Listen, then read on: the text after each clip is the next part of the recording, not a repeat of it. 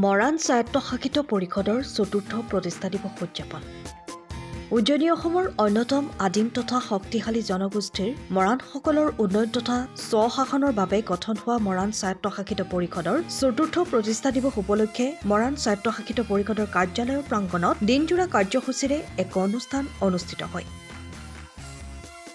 উক্ত অনুষ্ঠানত ৰাজ্যসভাৰ সাংসদ ৰামেশ্বৰ তেলী, তিনিচুকীয়া বিধানসভা সমষ্টিৰ বিধায়ক সঞ্জয় কিষাণ, চাবুৱা সমষ্টিৰ বিধায়ক পুনাকণ বৰুৱা, মৰাণ স্বায়ত্তশাসিত পৰিষদৰ মুখ্য কাৰ্যবাহী পৰিষদ অৰুণজ্যোতি মৰাণ, মৰাণ স্বায়ত্তশাসিত পৰিষদৰ দায়িত্বত থকা কাৰ্যবাহী বিষয়া চিন্ময় পাঠক, তিনিচুকীয়া পৌৰসভাৰ পৌৰপতি পুলক চেতিয়া, তিনিচুকীয়া উন্নয়ন প্ৰাধিকৰণৰ অধ্যক্ষ কাজল গোহাঁইকে ধৰি কেইবাগৰাকীও গণ্যমান্য ব্যক্তি উপস্থিত থাকে। এই অনুষ্ঠানতে ২৫টা আত্মসহায়ক গোটক তাঁতশাল বিতৰণ কৰা হয়। মই প্ৰথমে এই চতুৰ্থ সংখ্যক প্ৰতিষ্ঠা দিৱসৰ উপলক্ষে সকলোকে মোৰ শুভেচ্ছা জনাইছোঁ আৰু বিশেষভাৱে মই ধন্যবাদ জনাব বিচাৰিছোঁ যে নৰেন্দ্ৰ মোদী ডাঙৰীয়াক আৰু লগতে অসম চৰকাৰৰ মাননীয় বৰ্তমানৰ মুখ্যমন্ত্ৰী ডক্টৰ হিমন্ত বিশ্ব শৰ্মা ডাঙৰীয়া, পূৰ্ব মুখ্যমন্ত্ৰী সৰ্বানন্দ সোণোৱাল ডাঙৰীয়া প্ৰমুখ্যে অসম চৰকাৰ, ভাৰত চৰকাৰ সকলোলৈকে। কাৰণ মৰাণসকল এটা অতি পিছপৰা অসমৰ ভূমিপুত্ৰ জনগোষ্ঠী, অসমই নহয় উত্তৰ পূৰ্বাঞ্চলৰ, আৰু এই জনগোষ্ঠীটোৰ জনজাতিকৰণকে ধৰি স্বায়ত্তশাসিত পৰিষদকে ধৰি বিভিন্ন দাবী দাবাক লৈ দীৰ্ঘদিন ধৰি সংগ্ৰাম চলি আহিছিলে আৰু এই সংগ্ৰামৰ কথাটো কিন্তু পূৰ্বৰ চৰকাৰসমূহে গুৰুত্ব প্ৰদান কৰা নাছিল।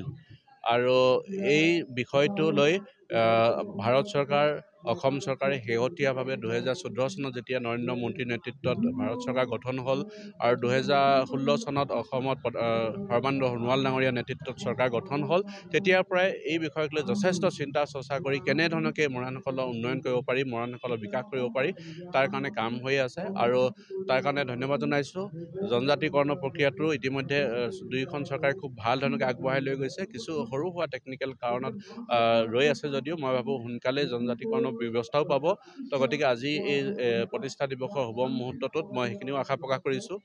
আৰু লগতে মৰাণ স্বায়ত্তশাসিত পৰিষদৰ এতিয়ালৈকে নিৰ্বাচন হোৱা নাই। নিৰ্বাচনৰ ক্ষেত্ৰতো অসম চৰকাৰে বিশেষকৈ বৰ্তমানৰ মুখ্যমন্ত্ৰী ডাঙৰীয়া, বৰ্তমান বিভাগীয় মন্ত্ৰী পীযুষ হাজৰিকা ডাঙৰীয়া যথেষ্ট ভাল পদক্ষেপ লৈ আছে আৰু মই ভাবোঁ আমাৰ বিহুৰ যাতে বহাগ বিহুৰ পাছতেই সেইখিনি, কাৰণ এতিয়া পৰীক্ষা চৰীক্ষা চলি আছে, পঞ্চায়ত নিৰ্বাচন আহিব, এটা অনুমান কৰিছোঁ বিহুৰ পাছৰ পৰা যাতে আমাৰ সমষ্টি নিৰ্ধাৰণ, গাঁও নিৰ্ধাৰণ এইবিলাক হৈ যাব আৰু আমি এই বছৰৰ ভিতৰতে নিৰ্বাচনটো পাম বুলি আশা প্ৰকাশ কৰিছোঁ। তো গতিকে এইখিনি সকলোখিনি আমাৰ কাৰণে ভাবোঁ খুব ভাল হ'ব আৰু মই এই ক্ষেত্ৰত আগন্তুক সময়ছোৱাৰ কাৰণে যাতে চৰকাৰে আৰু অলপ পুঁজি ব্যৱস্থা গ্ৰহণ কৰে, সেইখিনি কথা মই আহ্বান জনাব বিচাৰিছোঁ এই মুহূৰ্তত।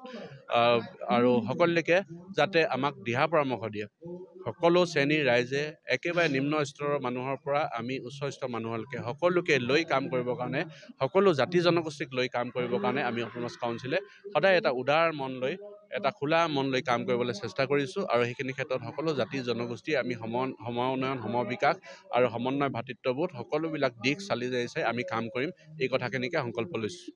তিনিচুকীয়াৰ পৰা Ajay Sharma report, time of Assam. সময়ৰ খবৰ সময়ত পাবলৈ ফ'ল' কৰক টাইম অফ আছাম।